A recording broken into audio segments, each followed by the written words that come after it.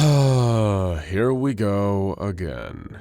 It's time to return to the acid-filled containment chamber of SCP-682, more commonly known as the Hard-to-Destroy Reptile. We've spoken about him and the ways the SCP Foundation has attempted to destroy him in a previous video. But as we said back then, we really only scratched the surface of the huge number of insane ways the Foundation has tried to wipe this cranky lizard off the face of the Earth. Today we're filling in some of the cracks and taking a look at the secret test logs detailing the Foundation's unsuccessful quest to finally destroy SCP-682. Some of these may surprise you, and if you're a real SCP expert, you may just recognize some familiar faces we meet along the way. Esteemed Foundation researcher Dr. Cleff, famed for his somewhat unconventional personality, entered the test chamber to see if he could intimidate the beast to death. This resulted in a long staring contest between Dr. Cleff and 682. Towards the end of the competition, Dr. Cleff began to lose his nerve. He tried to leave the room, only to find that the door was locked, causing him to swear loudly.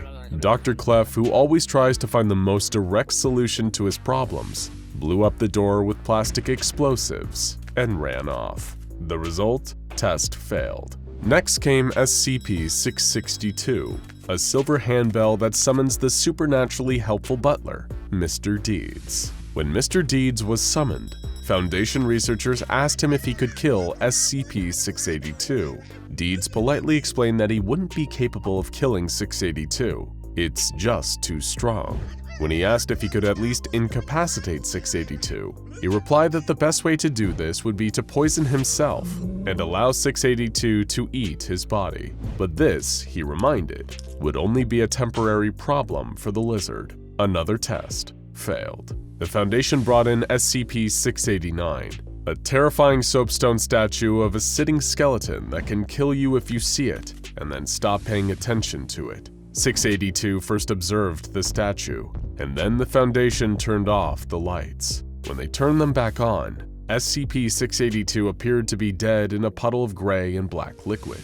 DClass personnel were sent in to confirm that 682 was actually dead, but it instead got up and killed them. Researchers theorize that 682's definition of life is not quite the same as ours, rendering 689's death-related powers ineffective. Test failed, yet again. SCP-807 was next up to bat. This is an anomalous salmon-colored ceramic dinner plate with the words "Last Chance Diner" printed on the edges in white. Any food placed on it becomes irresistible by any definition, but when the food is consumed, it causes immediate cardiac arrest due to the sudden clogging of arteries with fat.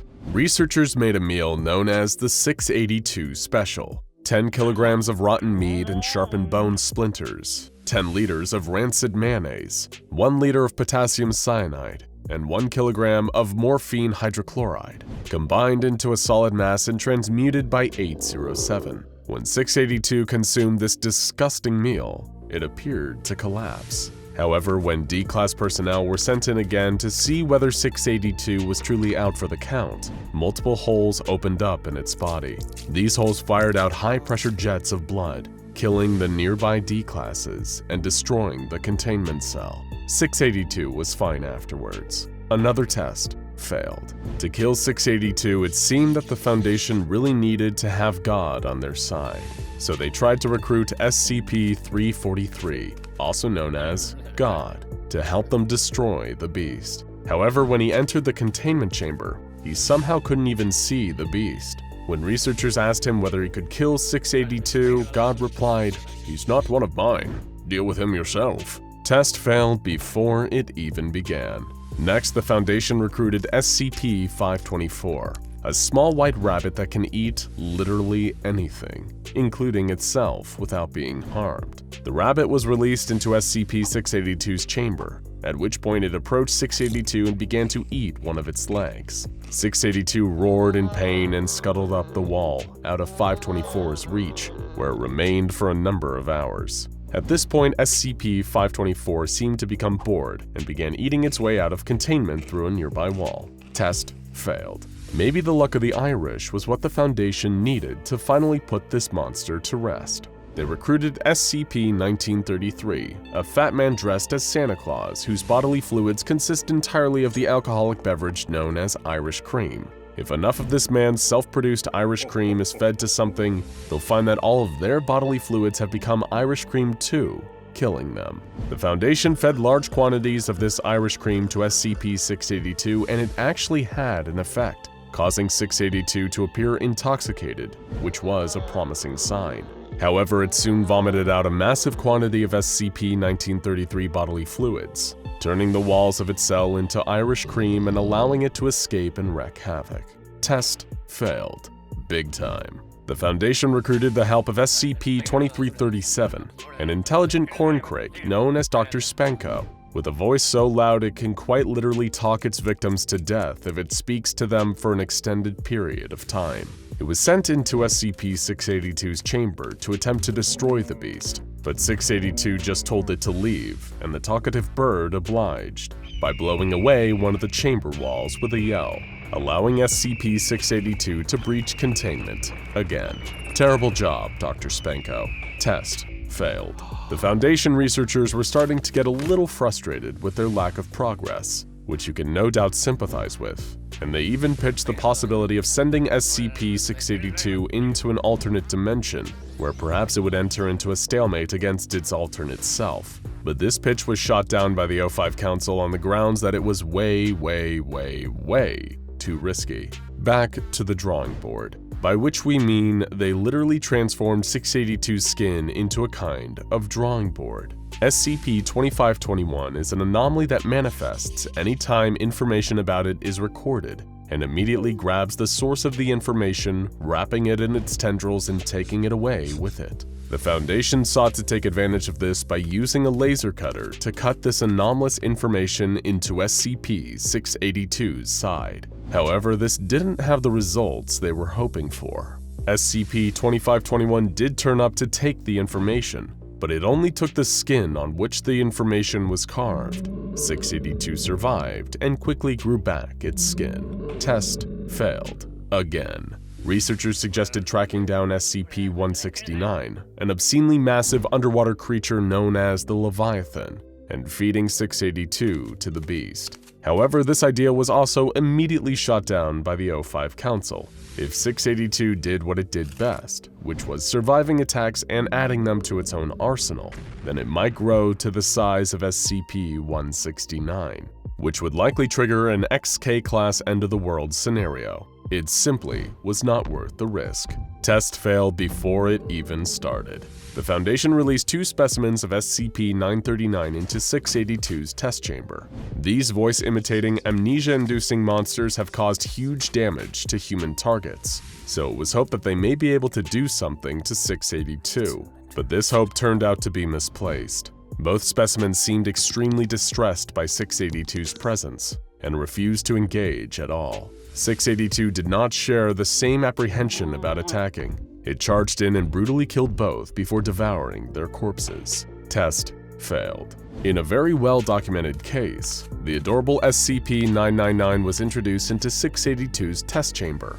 The unassailable good vibes provided by 999 as well as an intense tickle fight did actually lead to the temporary incapacitation of SCP-682. However, the otherwise wholesome incident ended in tragedy when 682 adapted to the good vibes and was able to release a kind of violent laughter wave. This incapacitated much of the staff and allowed 682 to breach containment and go on another killing spree before being recontained. Test, once again, failed. The next test involved SCP-294, an anomalous coffee machine that can produce any liquid typed into its keypad. Foundation researchers requested SCP-682 Killer from the machine and were astounded by the results. During tests on the liquid with SCP-682 tissue samples, the liquid was surprisingly effective and caused the 682 tissue to decay and crumble. Tests on the living creature were similarly promising. The acid in 682's tank was temporarily lowered, and 1 liter of SCP-682 Killer was poured onto the reptile's head, causing that portion of its flesh to immediately decay. When the acid was returned, the same portion that had the liquid poured on it dissolved instantly. Test, well, not quite successful, but promising, and requiring further research. Foundation scientists believe that if they could one day get a large enough quantity of this liquid, they might have a viable option. But until then, the tests march on. For another experiment, they introduced SCP-055 into the containment chamber of SCP-682.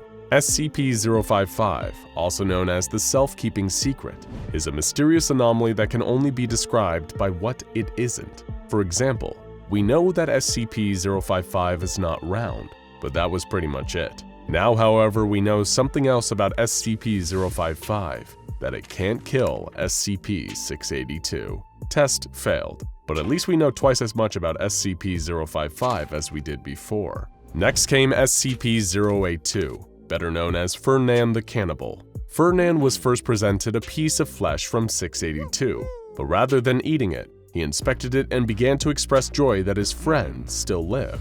When introduced into 682's testing chamber, Ferdinand attempted to subdue the lizard and use it as his steed.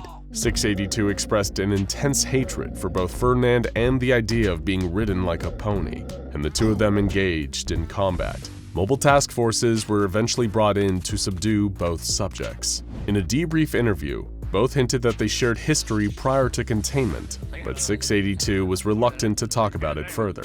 Test entertaining, but still a failure. Researchers were becoming extremely frustrated with SCP-682's unwillingness to die, so they called in an SCP who responded to reason much better. SCP-049, the Plague Doctor. This sinister surgeon can kill with a touch, and the Foundation hoped that his abilities would extend to 682.